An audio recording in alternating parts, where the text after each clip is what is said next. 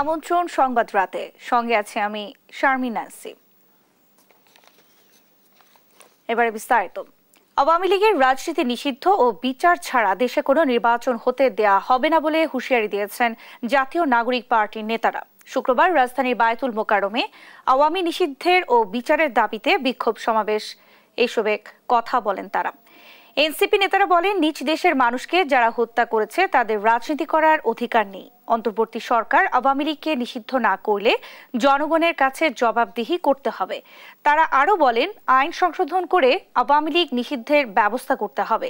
এই নিষিদ্ধের মাধ্যমে শহীদ ও আহতদের রক্তের বদলা নেওয়া হবে। এর আগে জুমার নামাজ শেষে রাজধানীর বিভিন্ন প্রান্ত থেকে মিছিল নিয়ে বিক্ষোভ সমাবেশে যোগ দেয় এনসিপির নেতাকর্মীরা। আওয়ামী লীগ কোনো রাজনৈতিক দল নয়, আওয়ামী লীগ একটি ফ্যাসিস্ট সন্ত্রাসী সংগঠনে পরিণত হয়েছে। আওয়ামী লীগের রাজনীতি করার আর কোনো আলোচনার প্রশ্ন থাকে না। আওয়ামী লীগকে আমরা এই জন্য বলছি যে আওয়ামী লীগের নিবন্ধন বাতিল করে তার রাজনৈতিক এবং সাংগঠনিক কার্যক্রম বিচার চলা পর্যন্ত নিষিদ্ধ ঘোষণা করতে হবে। 5 আগস্ট বাংলাদেশের জনগণ সিদ্ধান্ত নিয়েছে, আওয়ামী লীগ নামে, নৌকা মার্কার নামে, মুজিববাদী আদর্শের নামে বাংলাদেশে কোনো রাজনীতি চলতে পারে না। আওয়ামী লীগকে নিষিদ্ধ করতে হবে। যদি কিন্তু কোনো অথবা নেই, আওয়ামী লীগকে অনতিবিলম্বে নিষিদ্ধ করতে হবে। রাজনৈতিক দলগুলোকে অবজ্ঞা করে বিরাজনীতিকরণের চেষ্টা করলে গণতন্ত্র হুমকির মুখে পড়বে। এবি পার্টির প্রতিষ্ঠা বার্ষিকীর আলোচনায় এই মন্তব্য করেছেন বিএনপির ভারপ্রাপ্ত চেয়ারম্যান তারেক রহমান। বলেন, সুকৌশলে দেশে এমন আবহ তৈরির চেষ্টা চলছে যেন নির্বাচনের কথা বললেই অপরাধ। সংবিধান লঙ্ঘনকারী পতিত স্বৈরাচারের বিরুদ্ধে সরকার কি ব্যবস্থা নেয় তা জনগণ জানতে চায় বলেও মন্তব্য করেন তিনি। নিয়াজ মোর্শেদের রিপোর্ট জানাচ্ছেন মোহাম্মদ সাকিব। শুক্রবার সকালে এবি পার্টির পঞ্চম প্রতিষ্ঠা বার্ষিকী উপলক্ষে জাতীয় প্রেস ক্লাবের অডিটোরিয়ামে আয়োজন করা হয় আলোচনা সভার। আলোচনা সভার শুরুতেই শুভেচ্ছা বক্তব্য দেন এবি পার্টির সাধারণ সম্পাদক। এ সময় বিভিন্ন রাজনৈতিক দলের নেতারা প্রয়োজনীয় সংস্কার শেষে দ্রুত নির্বাচন দেওয়ার আহ্বান জানান। প্রধান অতিথি হিসেবে বিএনপির ভারপ্রাপ্ত চেয়ারম্যান তারেক রহমান ভার্চুয়ালি যুক্ত হয়ে বলেন, কিতাবি বা পুঁথিগত সংস্কার দিয়ে স্বৈরাচার ঠেকানো যায় না। তাই পলাতক স্বৈরাচার আর তার দোসররা যেন আর মাথাচাড়া দিয়ে উঠতে না পারে, সেটাই হবে আগামীর রাজনৈতিক বন্দোবস্ত। পরাজিত তাবেদার অপশক্তি, তাদের দোসররা আর যেন মাথা ছাড়া দিয়ে উঠতে না পারে, সেটাই হোক বাংলাদেশের আজ এবং আগামী দিনের রাজনৈতিক বন্দোবস্ত। তিনি বলেন, সুকৌশলে দেশে এমন আবহ তৈরির চেষ্টা চলছে যেন নির্বাচনের কথা বললেই অপরাধ। অত্যন্ত সুকৌশলে দেশে এমন একটি আবহাওয়া তৈরির অপচেষ্টা চলছে যেখানে নির্বাচন অনুষ্ঠানের দাবি করাটাই যেন একটি অপরাধ। জাতীয় নির্বাচন অনুষ্ঠান নিয়ে অবজ্ঞাসূচক বক্তব্য মন্তব্য কিন্তু পলাতক স্বৈরাচারকেই আনন্দ দেয়। এছাড়া তিনি আরো বলেন, রাজনৈতিক দলগুলোকে অবজ্ঞা করে বিরাজনীতিকরণের চেষ্টা করলে গণতন্ত্র হুমকির মুখে পড়বে। স্বৈরাচার বা ফ্যাসিবাদী শাসন আমলে সবশেষ দ্রুত নির্বাচনের রোডম্যাপ ঘোষণারও দাবি জানান তিনি। মোহাম্মদ সাকিব, দেশ টিভি, ঢাকা। অন্তর্বর্তী সরকারের দেয়া আরাকানদের মানবিক করিডোর সামরিক করিডোরে পরিণত হবে কিনা তা এখন জনগণের প্রশ্ন। আর সংস্কার যাই হোক, তাতে জনগণের মতামত নিতে হবে। এছাড়া অন্তর্বর্তী সরকার যতই ভালো হোক না কেন, অনির্বাচিত সরকার বেশি দিন থাকলে দেশে সংকট বাড়বে। এবি পার্টির পঞ্চম প্রতিষ্ঠা বার্ষিকীর আলোচনা সভায় অংশ নিয়ে বিভিন্ন রাজনৈতিক দলের নেতারা এসব কথা বলেন। বিস্তারিত নিয়াজ মোর্শেদের প্রতিবেদনে। শুক্রবার সকালে এবি পার্টির প্রতিষ্ঠাবার্ষিকী উপলক্ষে আলোচনা সভার আয়োজন করা হয় জাতীয় প্রেস ক্লাবে। সভা শুরু হওয়ার প্রথমেই শুভেচ্ছা বক্তব্য দেন এবি পার্টির সাধারণ সম্পাদক আসাদুজ্জামান ফুয়াদ। তিনি বলেন, 25-এর সমস্যা 71-এর রাজপথ দিয়ে সমাধান হবে না। বাংলাদেশের 25-এর সমস্যা 25-এর আলোকে সমাধান করতে হবে। 25-এর সমস্যা 71-এর রাজপথ দিয়ে আলোচনা সমাধান করা যাবে না। আলোচনা সভায় অংশ নেন বিভিন্ন রাজনৈতিক দলের সিনিয়র নেতৃবৃন্দ। তারা বলেন, সরকারের দেয়া মানবিক করিডোর ভবিষ্যতে সামরিক করিডোরে পরিণত হবে কিনা প্রশ্ন জনগণের। সেই সঙ্গে প্রধান উপদেষ্টাকে রাজনৈতিক দলগুলোর সঙ্গে দূরত্ব না বাড়ানোর আহ্বান জানান। জাতীয় নিরাপত্তার প্রশ্ন আছে, মানবিক করিডোর ভবিষ্যতে সামরিক করিডোরে পর্যবেসিত হবে কিনা নাগরিকদের মধ্যে, জনগণের মধ্যে সেই প্রশ্ন ইতিমধ্যে উত্থাপিত হয়েছে। নির্বাচনের কথায় এই জায়গাটা তো আমাদের সবাইকে একত্রিত হতে হবে।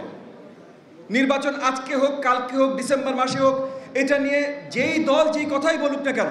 নেতারা আরো বলেন, নির্বাচিত সরকারের কোনো বিকল্প নেই, আর অনির্বাচিত অন্তর্বর্তী সরকার যতই ভালো হোক তা দেশে আরো সংকট তৈরি করবে। অনির্বাচিত কিংবা এই ধরনের ইন্টারিম গভর্নমেন্ট যতই ভালো হোক, সেটা দেশের জন্য আরো নানান সংকট তৈরি করবে। ফ্যাসিবাদী শেখ হাসিনার যে রাজনৈতিক প্রধান দর্শন ছিল, যে বাংলাদেশকে বিভক্ত করা এবং বাংলাদেশকে বিভক্ত করে দেশের মানুষের মধ্যে এমন একটা সংঘাত তৈরি করা যাতে দেশটা কখনোই শান্ত হতে না পারে। জনগণের ম্যান্ডেটই আসল কথা। কাজে আমরা যা সংস্কার করব, যা রূপান্তর করব, শেষ পর্যন্ত যেহেতু জনগণই বাংলাদেশে কিংবা একটা রিপাবলিকে ক্ষমতার কেন্দ্র, সেই জনগণের ম্যান্ডেট গ্রহণ করতে হবে। তাই দ্রুত প্রয়োজনীয় সংস্কার শেষ করে নির্বাচনের রোডম্যাপ ঘোষণার দাবি জানান তারা। নিয়াজ মোরশেদ, দেশ TV, Dhaka.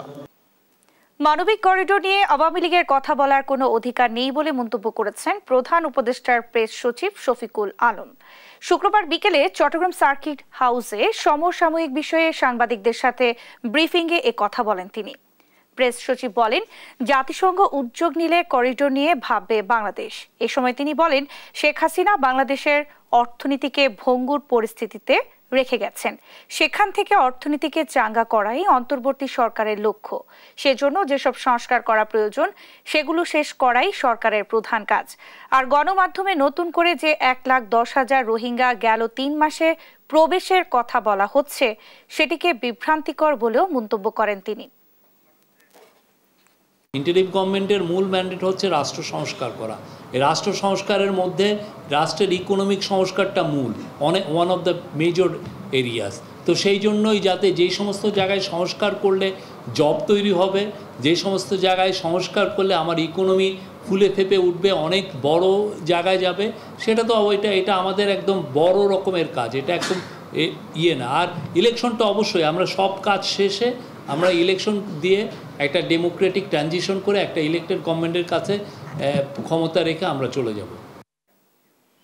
BNP chairperson Begum Khaleda জিয়ার পুত্রবধূ এবং দলের ভারপ্রাপ্ত চেয়ারম্যান তারেক রহমানের স্ত্রী ডাক্তার জুবাইদা রহমানের নিরাপত্তা চেয়ে পুলিশের মহাপরিদর্শককে চিঠি দিয়েছে বিএনপি। বিএনপি চেয়ারপারসনের একান্ত সচিব ABM আব্দুস সাত্তার সই করা চিঠিতে বলা হয়, শহীদ রাষ্ট্রপতি জিয়াউর রহমানের পরিবারের সদস্য হিসেবে ডাক্তার জুবাইদা রহমানের জীবনের নিরাপত্তার ঝুঁকি রয়েছে।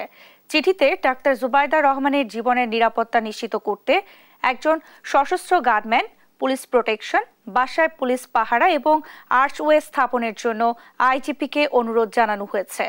আগামী সোমবার বিএনপির চেয়ারপারসন বেগম খালেদা জিয়ার সঙ্গে লন্ডন থেকে দেশে ফিরবেন ডাক্তার জুবাইদা রহমান।